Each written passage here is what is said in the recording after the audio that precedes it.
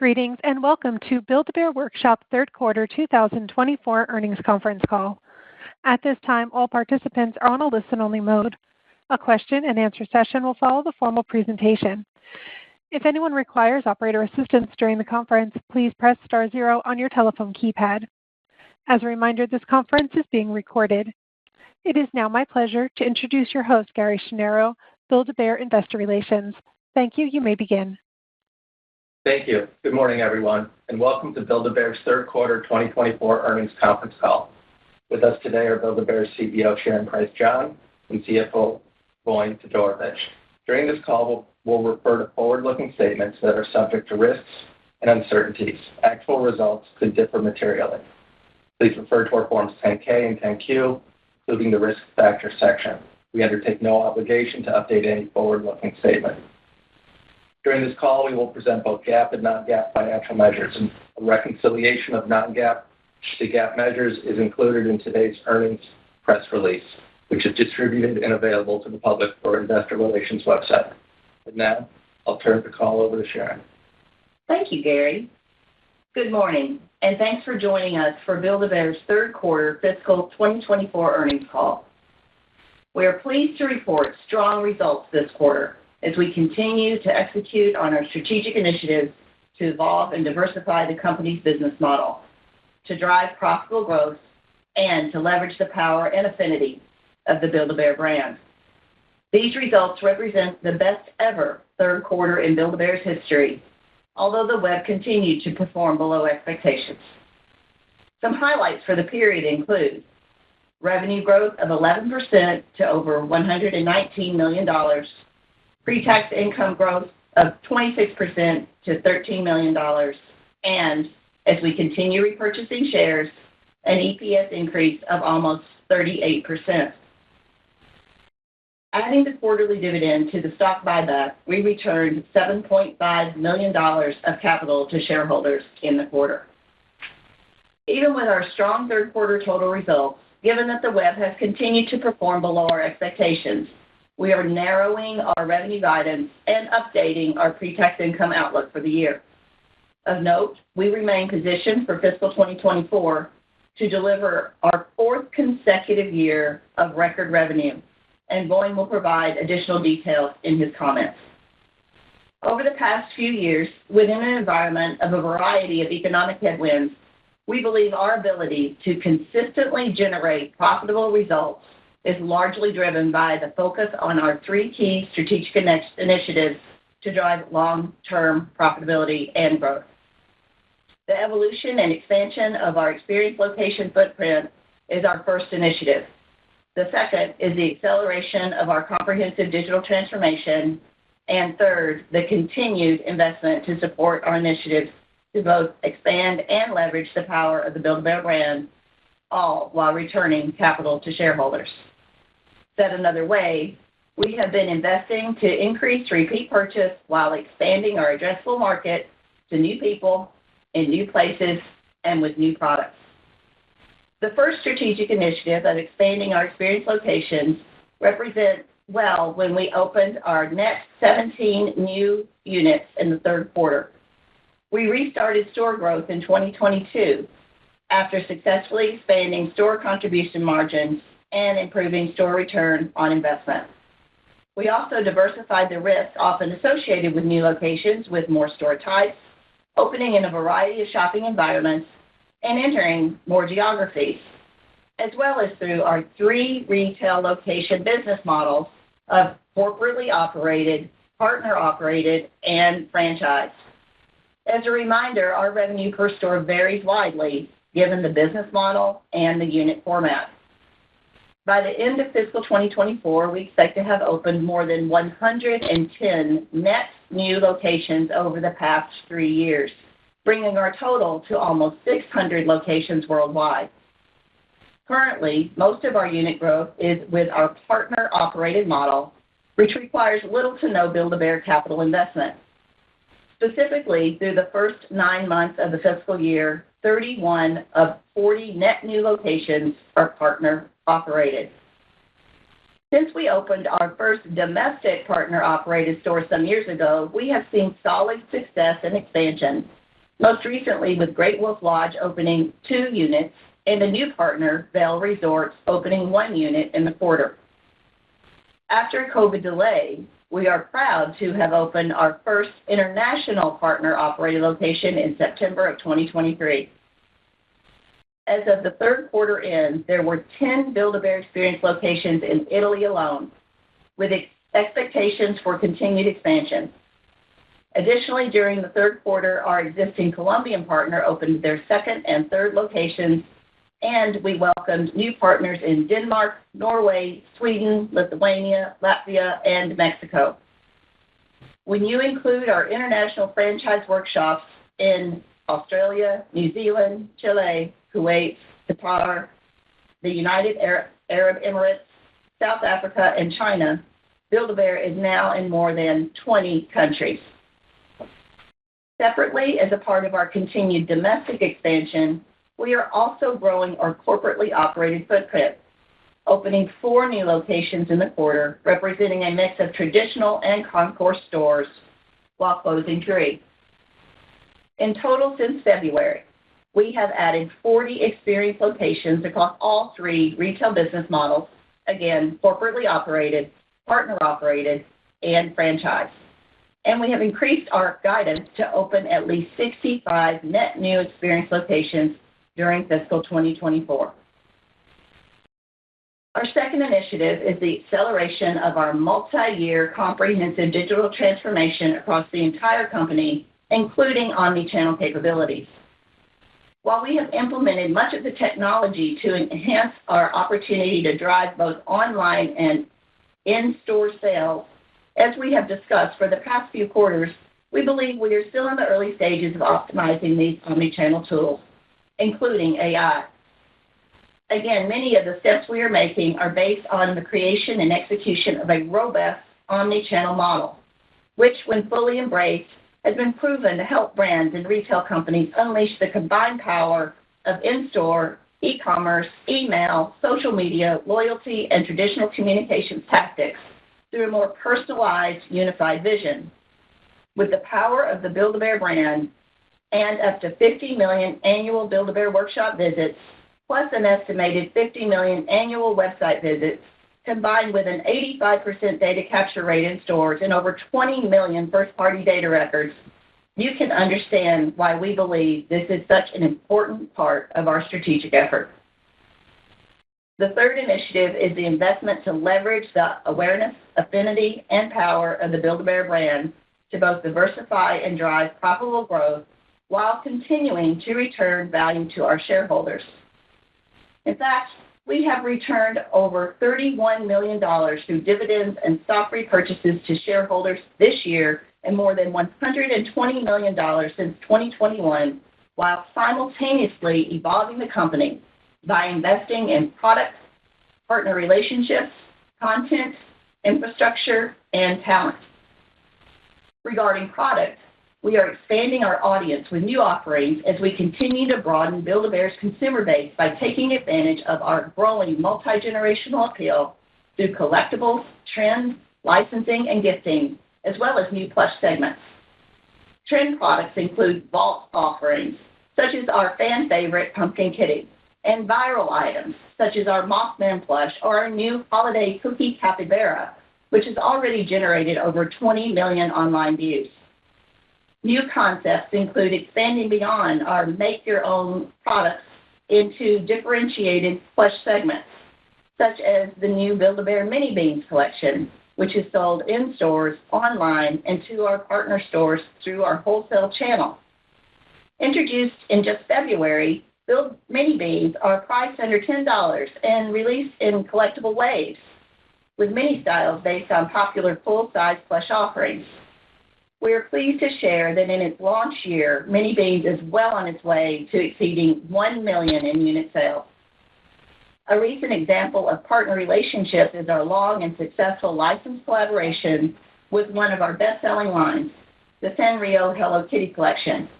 This includes a first-of-its-kind Build-A-Bear and Hello Kitty and Friends workshop located in the premier Westfield Century City shopping center in Los Angeles. The store opened to great fanfare on November 15th, surpassing our sales expectations and driving over 640 million media impressions. Now, regarding our investment in talent, in the past few months, we've made 2 strategic additions to the leadership team. The first is Dave Henderson, who joined the company in the newly created position of Chief Revenue Officer and will report directly to me.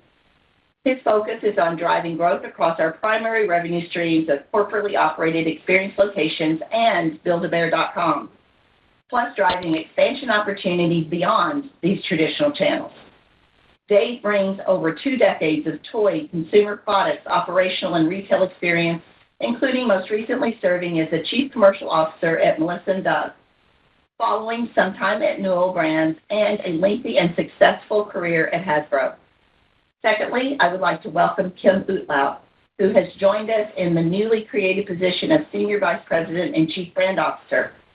Kim will lead the continued evolution of the Build-A-Bear brand and communications strategy, reporting directly to Chris Hurt, our long-standing Chief Operations Officer, who also now oversees product development, marketing, public relations, and licensing, while continuing to drive our international expansion. Kim brings over 20 years of experience in senior leadership roles at Coca-Cola Company, largely focused on strategic partnerships. We are delighted to have both Kim and Dave on the Build-A-Bear team. As we look to the final quarter of the year, while we have continued work to do on the web, we are encouraged by our quarter-to-date store results, highlighted by our overall holiday selection, including our multi-year centerpiece, Merry Mission, which is inspired by last year's launch of the animated feature film, Glisten and the Merry Mission. As envisioned, we continue leveraging the movie and the storyline in our marketing, and we expect our magical sparkly snow deer Glisten to be one of our best-selling plush items for the 4th quarter again this year. In summary, we are pleased with our 3rd quarter's 11% revenue growth and 38% EPS increase, plus the net new unit growth of 17 locations and our launch into 6 new countries. As we look forward to the holiday season and beyond, we believe we have the plans in place to deliver record revenue for fiscal 2024. In the longer term, our focus remains on the top priorities of evolving our experience location footprint, accelerating our digital transformation, and while returning cash to shareholders, continuing investment in our strategic growth initiatives that leverage the power of the brand. As we report today from the New York Stock Exchange, where we will participate in the annual tree lighting ceremony this evening, I can't help but think about our journey and be incredibly proud of and grateful for this remarkable organization. My thanks extend to our amazing guests and partners around the globe, who are also an important part of our corporate mission to add a little more heart to life. I would now like to turn the call over to Vaughn. Thank you, Sharon, and good morning, everyone. It's good to speak with you again today to share our 3rd quarter 2024 results. Before I touch on the financials from the past quarter and provide an update on our 2024 guidance, I want to recap a few highlights. This was our best Halloween season and the best 3rd quarter in the company's history, as we recognize the growing popularity of Halloween, both in general and in our stores. We strategically broadened our seasonal consumer offerings, increased our Halloween inventory, launched the seasonal marketing campaign earlier in the quarter, and brought back key successful wall items to drive record sales. Also, as a result of consistent performance and strong cash flow generation, we continue to return capital to shareholders. We paid our 3rd quarterly dividend, and during the quarter spent nearly $5 million to repurchase shares. On a year-to-date basis, we have repurchased over 5% of our outstanding share count. Now, moving to 3rd quarter results. For the quarter, total revenues were $119.4 million, up 11% year-over-year.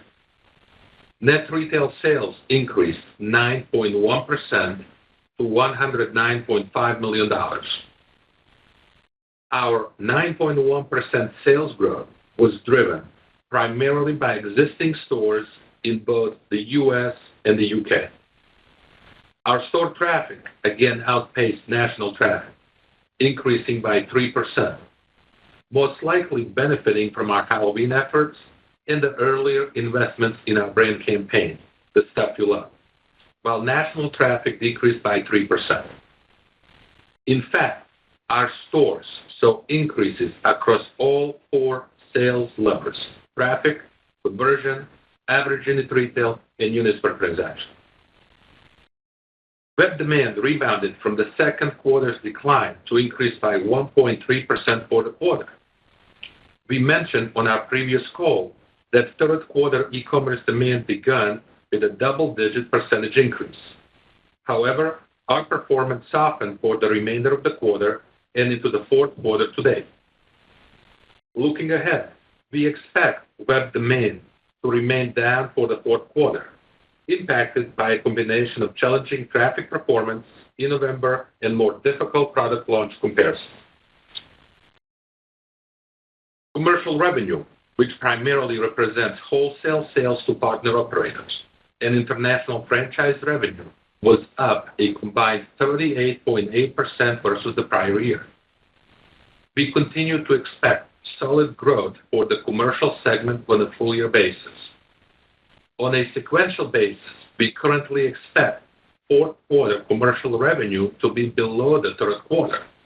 Recall that the commercial segment's quarterly revenue can fluctuate due to the timing of shipments for new and existing stores. Gross margin was 54.1%, an increase of 140 basis points compared to last year, from both retail gross margin expansion, driven mainly by growth in merchandise margin, and commercial margin expansion. SG&A expenses were $51.6 million, or 43.2% of total revenues, a 10 basis point improvement year over year.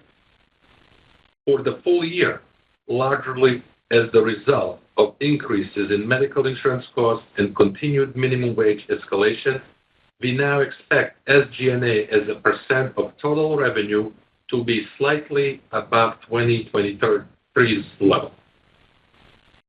Pre-tax income grew 26.4% to $13.1 million, a third quarter record. Diluted earnings per share was 73 cents, an increase of 37.7%. This reflects our growth in pre-tax income, a lower tax rate, and a reduction in share count compared to the prior year. With respect to the balance sheet, at third quarter's end, our cash balance was $29 million, representing a $4.2 million increase year over year. This was after returning $37 million to shareholders over the past year. Inventory at the quarter end was $70.8 million, an increase of $6.4 million compared to the same period last year. We accelerated the flow of our 2025 core product in anticipation of the uncertainty in cost due to potential tariffs.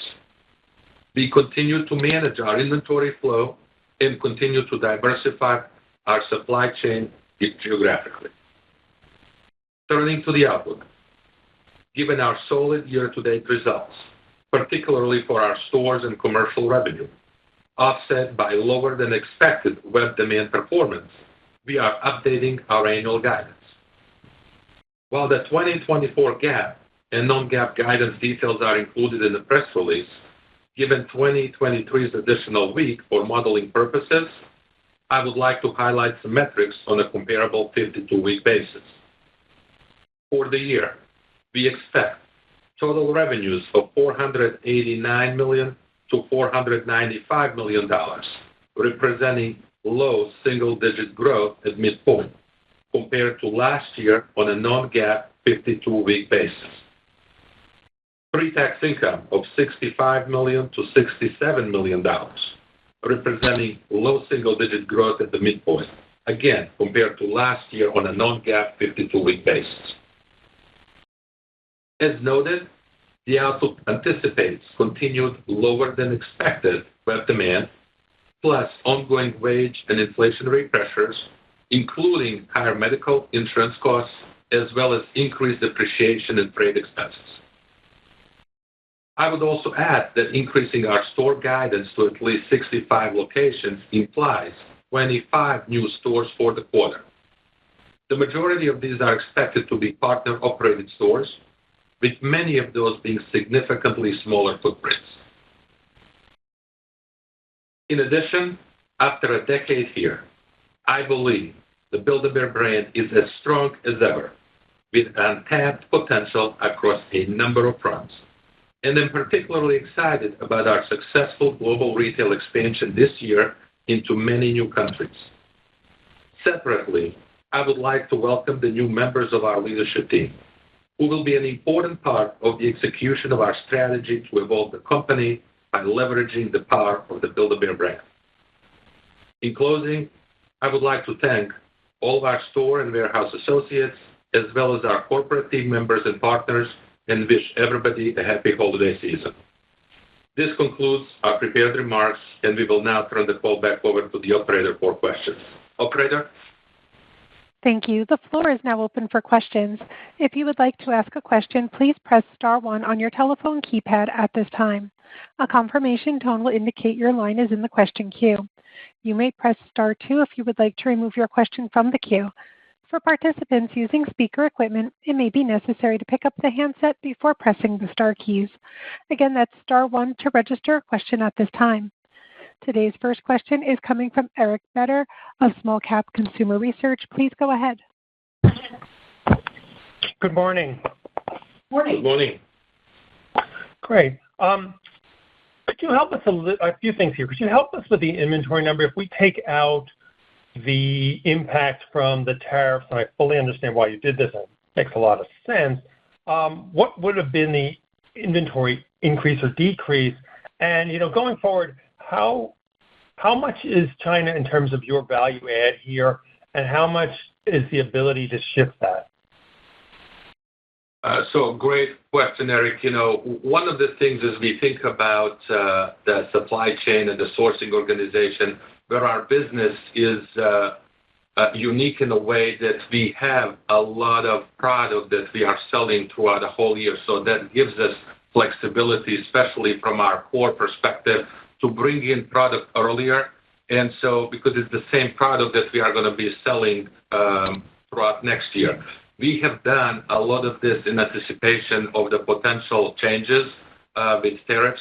And so we are just pulling so vast majority of this increase that we are seeing is related to stuff that's in transit. So our inventory levels will continue to change versus what we have seen in the past. As it's twofold.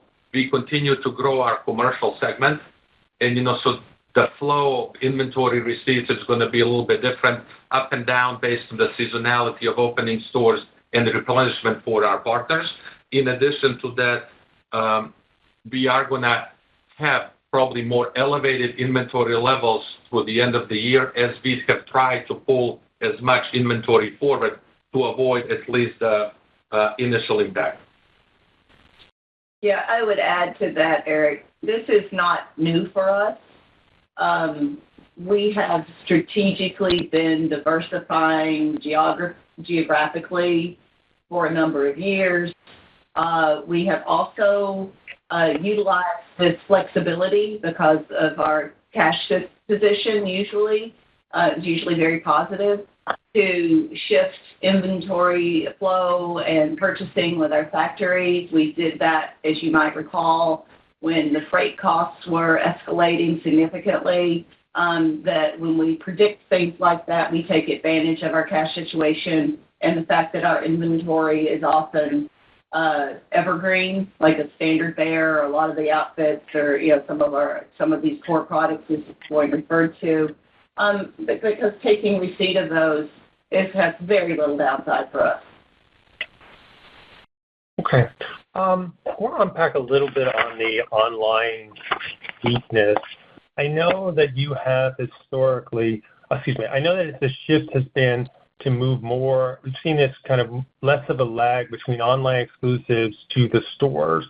And part of that, I think, is because the stores do, I think, a great job of showing the whole product line. Is that part of this year? When you look at this weakness, especially given how strong everything else appears to be, where should we be thinking about this? And I'll leave it at that. I'll start with that, and I'm sure Voin will add some more color. Well, as I mentioned in the remarks, Eric, this is a multi-year process, and you can kind of look at what happens out in the world with a lot of other omni-channel retailers. We're in a little bit of a different situation in that most of the omni-channel retailers, the consumer that they're servicing in their stores and the consumer that they're servicing online are often the exact same consumer. If you think about it on a Venn diagram basis, you're going to have a really big overlap. We service a little bit of a different consumer in both of these channels. One is the traditional family kid end user is the larger proportion of our sales in our stores, and it is an adult, often sometimes a teen, online buying a collectible, a trend product, and often gifting.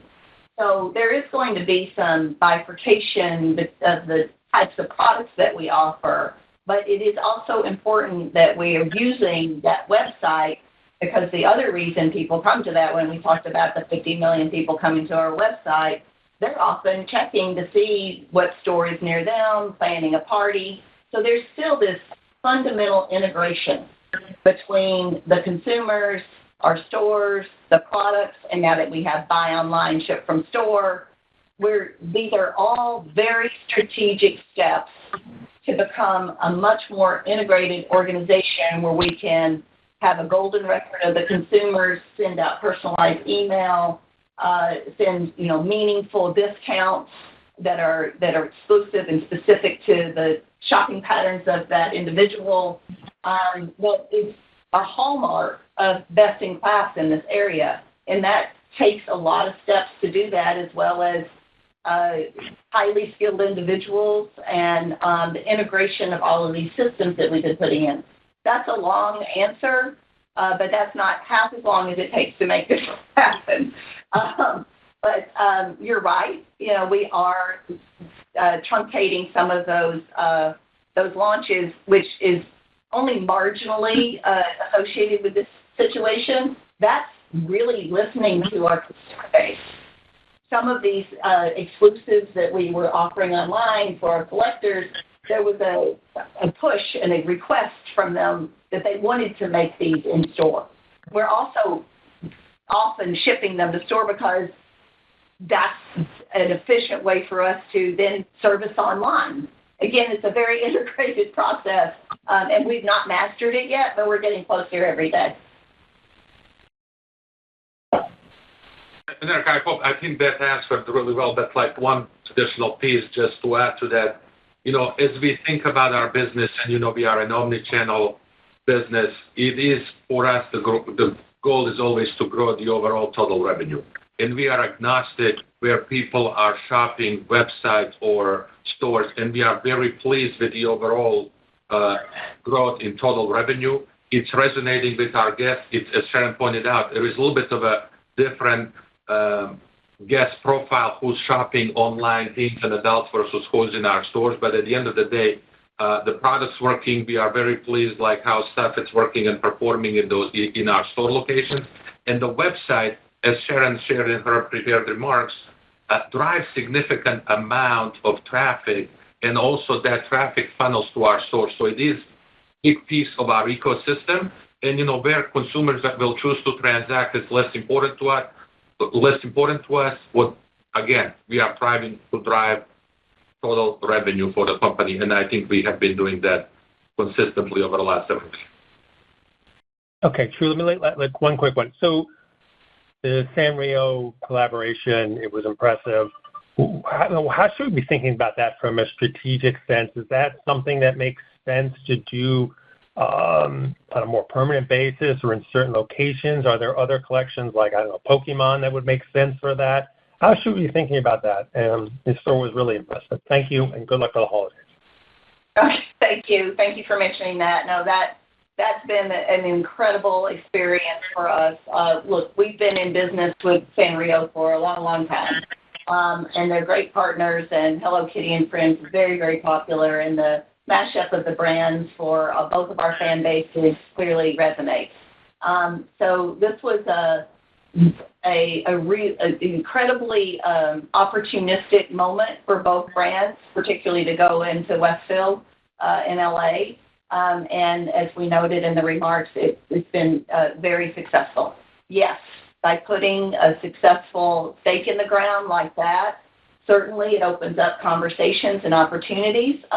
None of these decisions are unilateral. They're partnership-based, and that's how we build great relationships. So we will be working with Sanrio to determine if that does make sense to open another location. And that success also bodes well for potential other discussions, which of course we wouldn't be able to share, but that it does open your mind to different types of possibilities. Okay, thank you. Thanks, Eric. Thank you. The next question is coming from Greg Gibas of Northland Securities. Please go ahead. Great. Thanks for taking the questions, Sharon, Boyne. Congrats on the results. I guess was going to ask about kind of the web challenges, but I think you provided color there. If we could dive a little bit deeper on those trends you're seeing with those 4 key metrics, I think traffic conversion, units per transaction, and size. Wanted to get a little bit more color on the trends with those. You said all positive, but anything that kind of stood out more in terms of performance, or were they all pretty roughly equal drivers of the strength? Yeah, so thank you for the question. As I mentioned, yes, all of our 4 levers have been up. We did call out that in total we were up like 9.1%. We shared the traffic was up 3% against the national traffic that was down 3%. The other 3 metrics, we saw increases across all of them.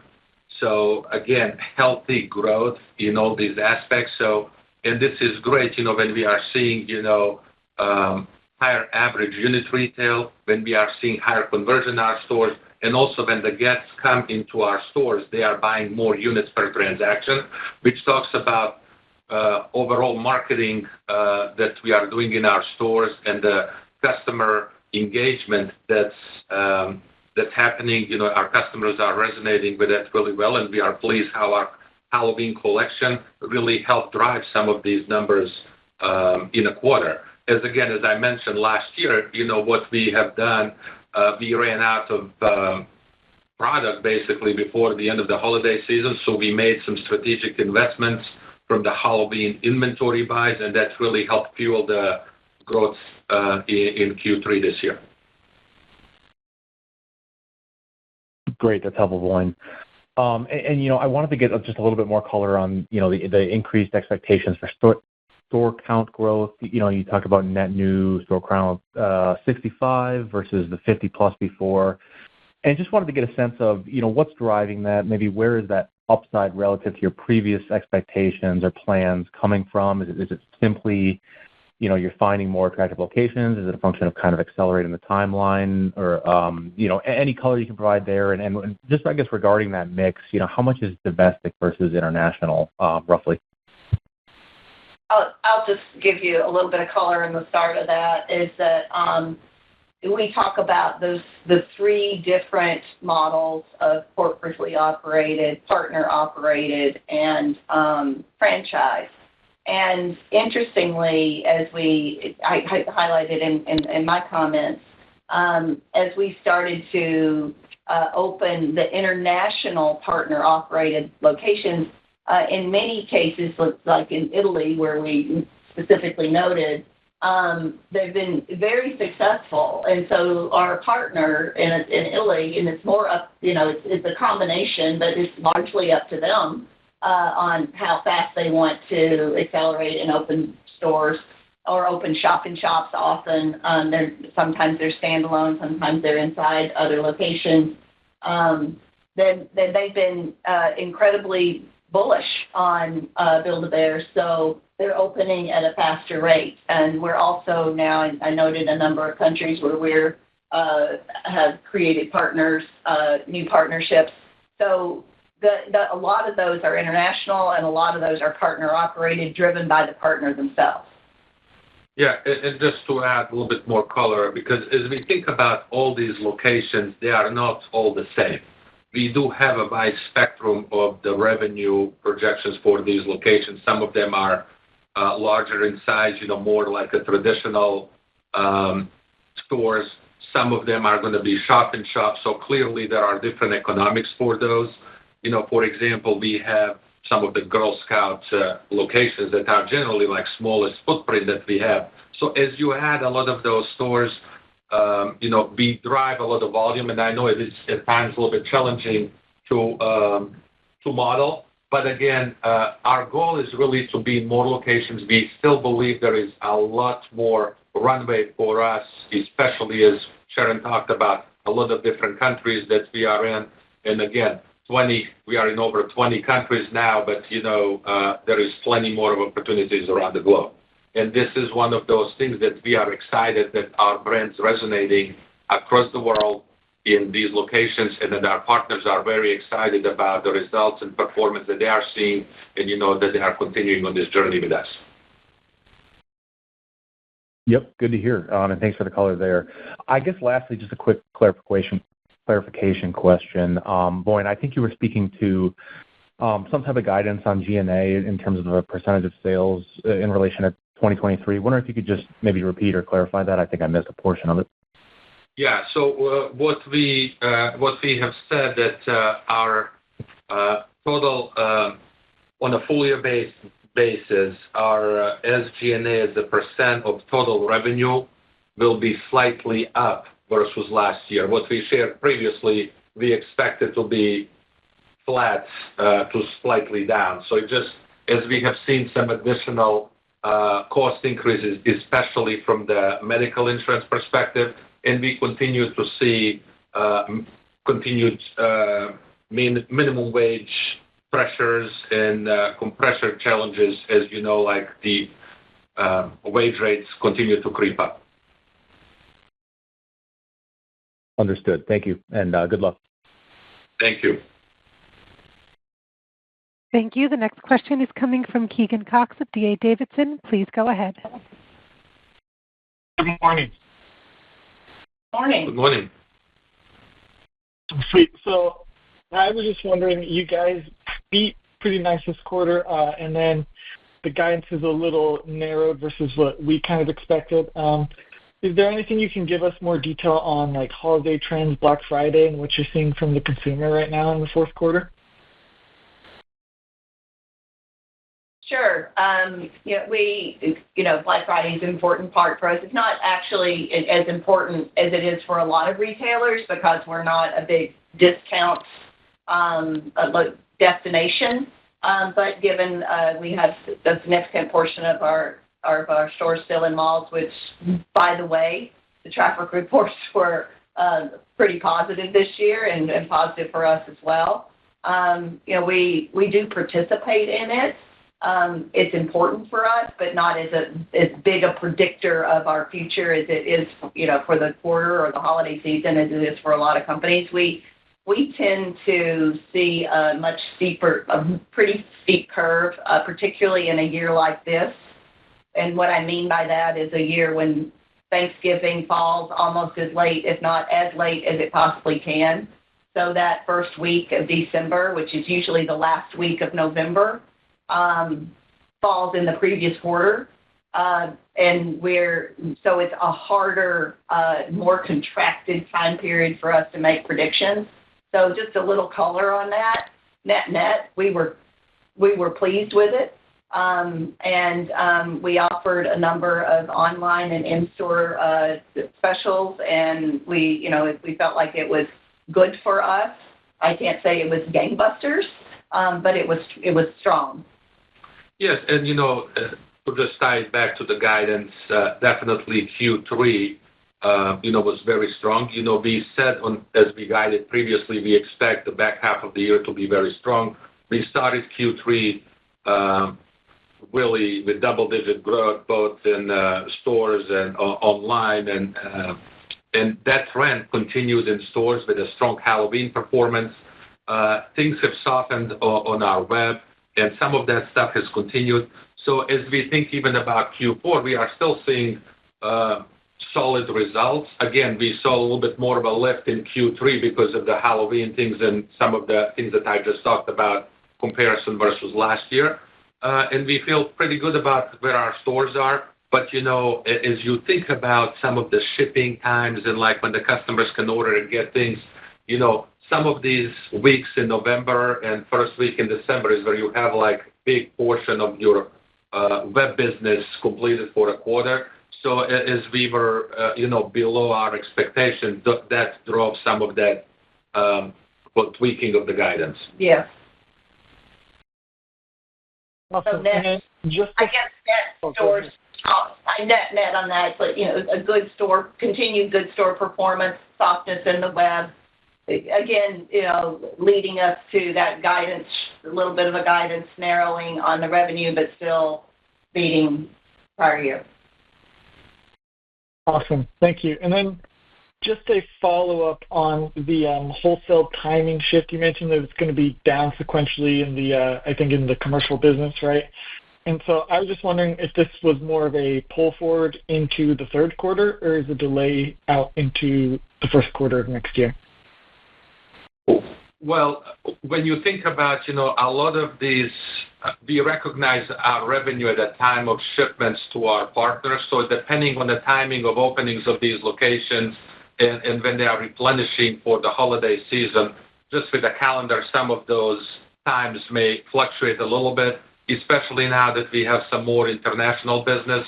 So we still feel good about that business, about the growth, about the excitement in that, but it's going to be a little bit of choppiness as we start anniversarying some of those initial shipments and timing of replenishment orders. Awesome. Thank you. Thank you. Once again, that's star one to register a question at this time. The next question is coming from Steve Silver of Argus Research. Please go ahead. Thanks, operator, and thanks for taking my questions, and congratulations on the strong quarter. My question first is around the continued strength in traffic. I think it's very impressive how Build-A-Bear continues to outpace the national retail traffic trends out there. And I think on past calls, you've mentioned the leverage that the company could have when it comes time for lease renegotiations, given that strength.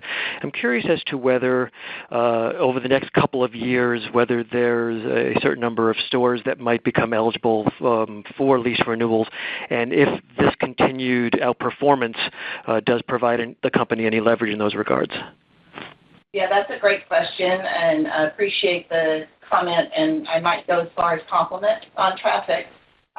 We think that, one, Build-A-Bear is an experience. So, and that's been a very strong point of difference for us. Through some of the shifting consumer buying and shopping habits. We do see, we believe, a return to wanting to have moments and memories together. And that usually is a very positive thing for us during the holidays. And we use that as a strong marketing tool for us. But yes, we did see +3 on our traffic, where the national retail traffic reported was at a -3. So that's a strong delta. And indeed, when we're negotiating with our landlords and our retail partners, we do note that we're often driving our own traffic. If we're outpacing the mall traffic, that's we're not only driving traffic and bringing families and highly desired consumers to the mall, to us, we're bringing them to the mall. And, that often relates to other spending that they would do while they're there having a family experience. And our partners tend to recognize and acknowledge that. We have been very careful over the past few years, as I think we've noted with many of you on these calls, on certain shorter-term leases as the market has been volatile. So, yes, we have different lease optionality and natural lease breaks coming up, and we have constant communication. We're in constant communication, constant updates on those. But I will note, as we also do well, that's pressure on Build-A-Bear because they know that we're doing well. So it is a back and forth. Just because we are a strong brand and a noted brand and that we're driving our own traffic, that's not a carte blanche by any means. These are still tough negotiations, and we always try to land in the right place with our partners and have enough lease latitude and negotiation latitude. I'm really proud of the team on what we've been able to do over the years, particularly in the post-COVID environment, where we renegotiated practically every single lease. And I think that utilizing the power of the brand as leverage, and I believe we've done a very good job at that. And when you look at our metrics, it would support that position. And just to add, we are in the upper echelon of the malls that we are operating in U.S., but also, Steve, as you think about our business model, we have been able to operate in a variety of different formats. So we have formats that we can operate from 200 square feet to 10,000 square foot locations profitably. And so that gives us also a significant amount of leverage because we are not forced to be in specific locations and pay the premium rent. So that's what our teams are working on. We are always looking at these opportunities. But, as Sharon mentioned, it continues to be more and more challenging as our company, it's performing at these levels. And in some cases, some of these rent deals, what we like is our percentage of revenue deals. And, those type of deals is what we really like because it also helps landlord as we do well, they do better. But also at a time like if things slow down, we do have some natural leverage and hedging there. Great. I appreciate the color. And one last one, if I may. On the international expansion, it's very impressive as well with the increasing the expected store count for the year, now in 20 markets. I'm curious as to whether there's whether your partners have communicated their intentions as to whether the international landscape will eventually be in a lot of markets and operating more like flagship locations or around tourist locations, basically just trying to balance more markets entered versus saturating those markets. So I'll start with, we are definitely pleased with the markets, that we are opening and some of the successes that we are initially seeing. As you think about this process, it does take a long time to really go through the contract negotiation, find the right locations, find the right partners. We are protective of our brand. And really, in a lot of different markets, our partners, may be managing multiple businesses tied back to toys or similar categories. And so we believe finding the right partners in these countries, it will create a lot more opportunities.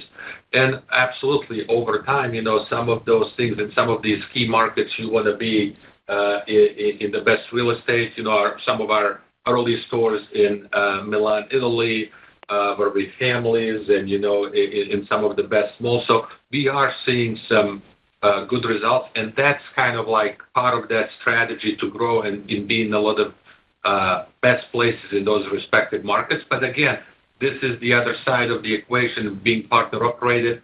They are making those choices. They are negotiating these leases with respective counterparts in those countries. So it does take, it's more give and take on those, and we have a little bit less control where they can be opening locations. And I would note we're quite far from saturating any European market or any global market. And so when I noted, 10 stores in Italy, they're not all in one city. They're scattered across the country from Rome to Milan. So, 10 stores is nowhere near a saturation, particularly when they're, as Voin noted, they're different sizes. Some of them are shop-in-shops inside of FAO. Some of them are standalone. It depends on the market. And then you also asked about tourist locations. And yes, in fact, they are cognizant of our over-index of the sales in tourist locations. And these locations in Rome and Milan and some of these other they do base them on tourism. So just as we do on our own, some of the standalone stores that we open. So they are they're very knowledgeable of the metrics that drive the sales, and we of course share that information with them because it benefits both parties. Great, I appreciate the color, and congratulations again, and best of luck through the rest of the holiday season. Thank you. Thank you. At this time, I would like to turn the floor back over to Ms. John for closing comments. So thank you so much, and we appreciate everybody joining us today to hear the results of our record-breaking third quarter. We also look forward to sharing our fourth quarter results with you. And in closing, we would like to wish you and your families a very happy holiday. Ladies and gentlemen, thank you for your participation. This concludes today's event. You may disconnect your lines or log off the webcast at this time and enjoy the rest of your day.